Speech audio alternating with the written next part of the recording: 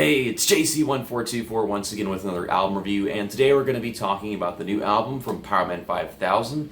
I think their 10th studio album to be exact, and that is The Noble Rot. I officially started supporting these guys back in 2014 when they released Builders of the Future, which I like some songs from, some songs not so much. But then in 2017 there was New Wave, which still to this day there are many songs I hold very dearly to me. There was Sid Vicious in a Dress, the lead single. I used that for the intro of a NASCAR Let's Play. It's just a great choice.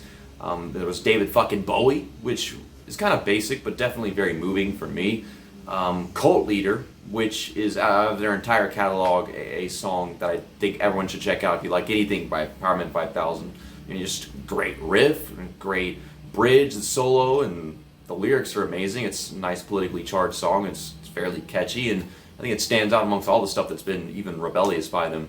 And then there was the opening track, which was Footsteps and Voices. And while that one's slow, it is so heavy, hard-hitting. It's just so powerful.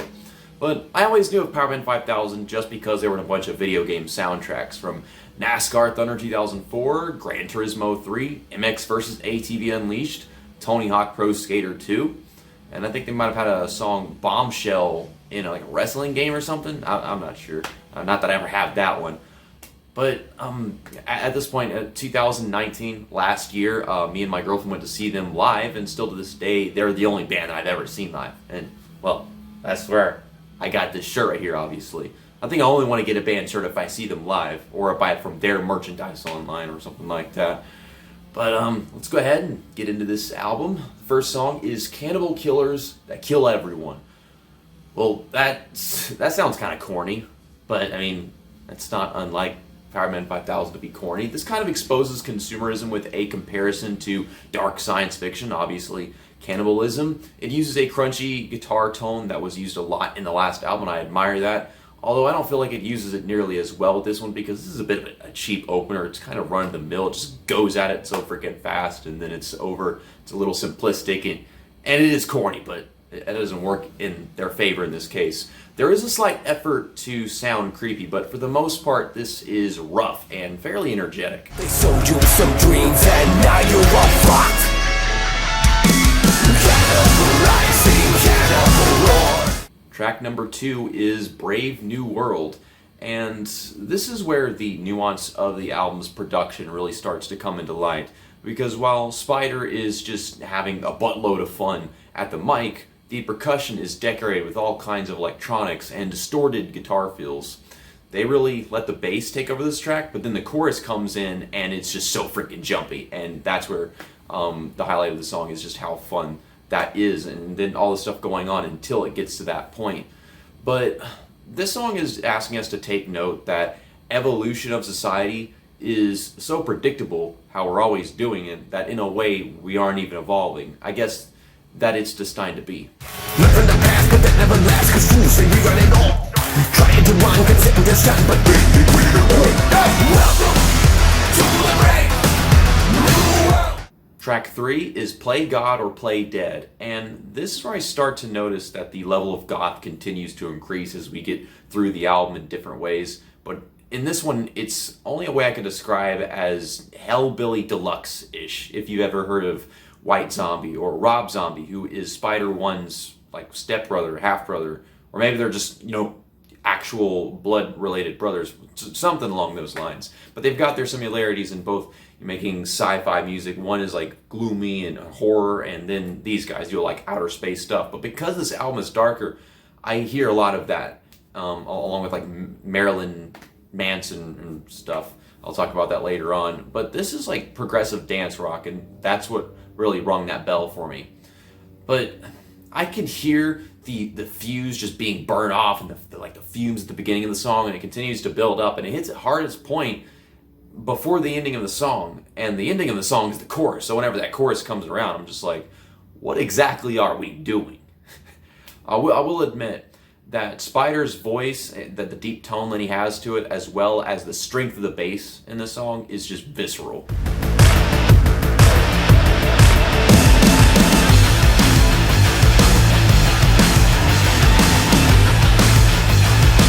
The fourth song on this album is Black Lipstick. It is the sexual, pure goth party jam of a lead single that happens to be about a tale of two drunken lovers, two lost souls in the night, and how they wind up and then drift apart or something. But it's still my favorite song on this album. And that might be a bit cliche because it's the lead single, but honestly, there is no other song on this album that really could have pulled it off like this one did. It's got such a sassy guitar riff that it's just staccato and it's catchy and everything. And there's these fantastic keyboard melodies that come in the background for the interlude, and I love them. They sound amazing, and they change that whole feeling of the song in the end. The vocals really have this similar smooth but eerie texture that Marilyn Manson is known for, but as you gradually get to the song, it continues to transform until finally it's that zingy style that Spider-One is known for.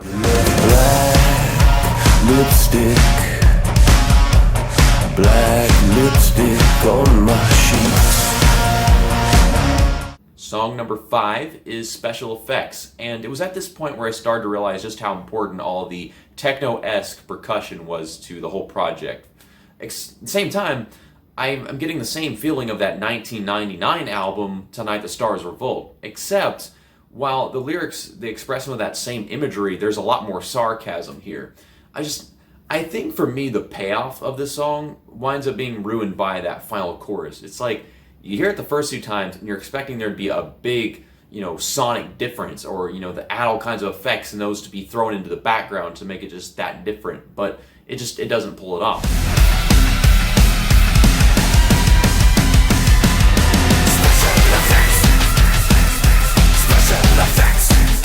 Track number 6 is Let the Insects Rule. And most people would argue that 9 Inch Nails is better, but fuck you, man. This is way more satiating.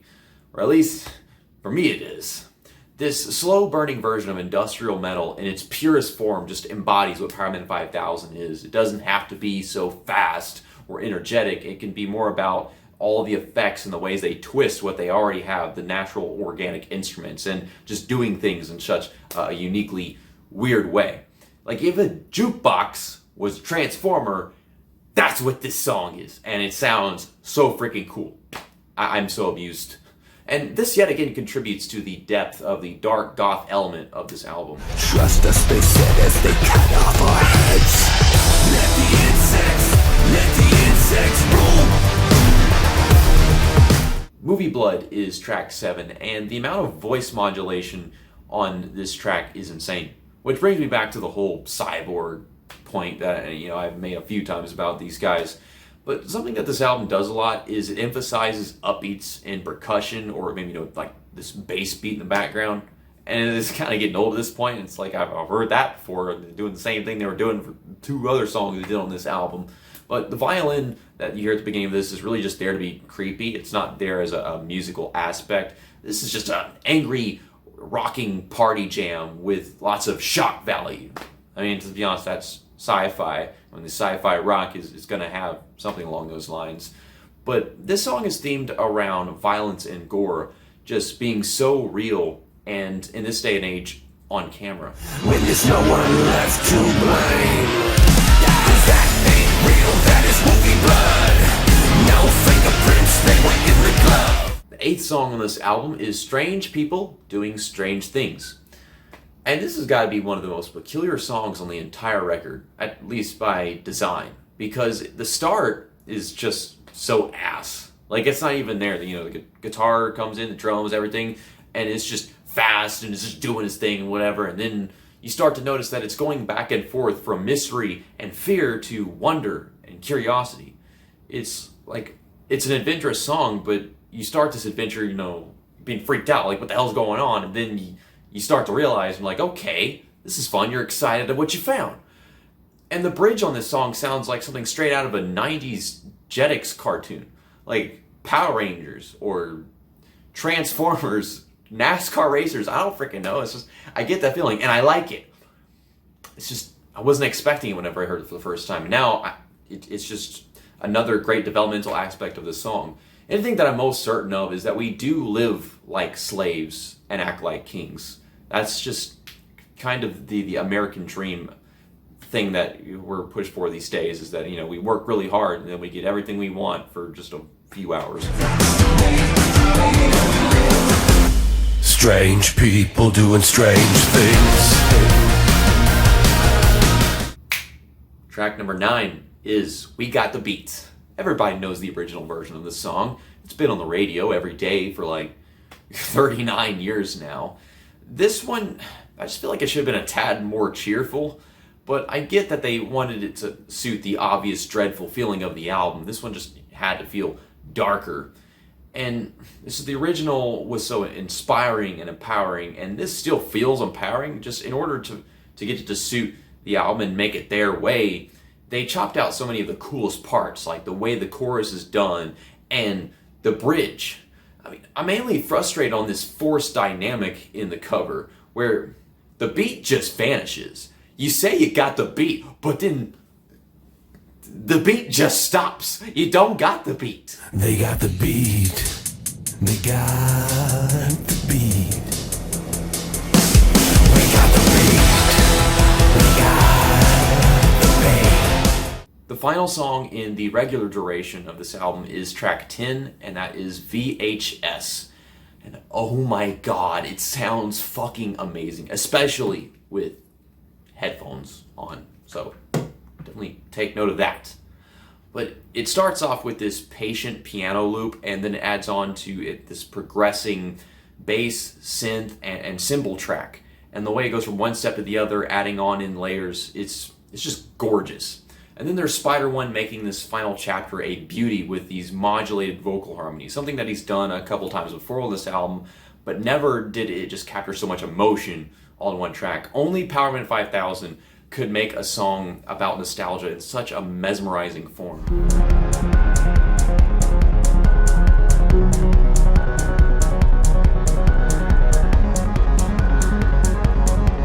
And finally, track 11 on the CD is When Worlds Collide, the 2020 version, a remake mainly just for Tony Hawk Pro Skater 2 Remaster, which came out, I think, a little less than a month ago, right? Hardly anything underwent change, but it does sound completely brand new. It's the same sci-fi fun, but it's like they embraced all that energy that it was already known for like 20 years ago. It's like they already knew that it had all that in its core, but they took that and they just fucking went at it. And it blew my head off. And then there's the production these days. Oh my goodness, it's just so mind-blowing. Like, I fucking cried tears of joy hearing this for the first time like this. Thanks for watching and listening to me talk about this new Powerman 5000 release, and my final score for their new album, The Noble Rot, released in 2020, is an 85%, which is on a regular grading scale like a B-, and that is all tracks. If we were to exclude the one song here that isn't really new at all, When Worlds Collide, I would call it an 84%, and that's a C+. So it's not bad. I think it's something that's definitely worth at least one listen if you want to hear the latest stuff that Powerman 5000 is putting up, and if you want to keep up with them in any way.